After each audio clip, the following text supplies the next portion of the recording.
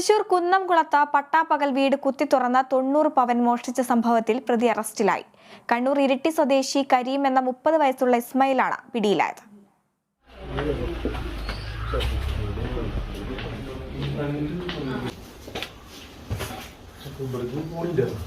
ഈ അലമാരിയിലൊന്നുമില്ല, പഴയ സാധനങ്ങളൊക്കെ അറിയാം. ഇതാണ് വഴി എൻട്രൻസ്. മേശയുടെ ഡ്രോക്കില്ലേ, അല്ല ഒറ്റെണ്ണം വിട്ടിട്ടില്ല എന്നുള്ളതാണ്. കഴിഞ്ഞ 1-നായിരുന്നു മോഷണം. കുന്നംകുളം ശാസ്ത്രാജി നഗറിൽ ഒറ്റയ്ക്ക് താമസിക്കുന്ന LIC ഉദ്യോഗസ്ഥ ദേവിയുടെ വീട്ടിലായിരുന്നു മോഷണം നടന്നത്. ദേവിയുടെ ഭർത്താവ് ജോലി സംബന്ധമായി എത്യോപ്യയിലാണ്. ഞായറാഴ്ച രാവിലെ വീട് പൂട്ടിയ ശേഷം ഇവർ ഒരു കല്യാണത്തിന് പോയതായിരുന്നു. തിരിച്ചെത്തിയപ്പോഴാണ് ആരോ മുകളിലത്തെ നിലയിലെ വാതിൽ പൊളിച്ച് അകത്ത് കടന്ന് അലമാരികൾ മുഴുവൻ കുത്തി തുറന്നതായി കണ്ടത്.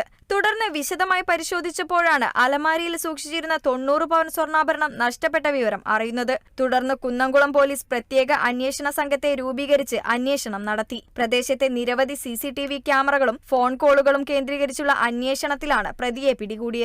ഒഴിഞ്ഞ വീട് കണ്ടെത്തി മോഷണം നടത്തുന്നതാണ് പ്രതിയുടെ രീതി. ഡിസംബർ 2-ന് ജയിലിൽ നിന്നിറങ്ങി 1 മാസം തികയുന്നതിനു മുമ്പാണ് പ്രതി കുന്നംകുളത്ത്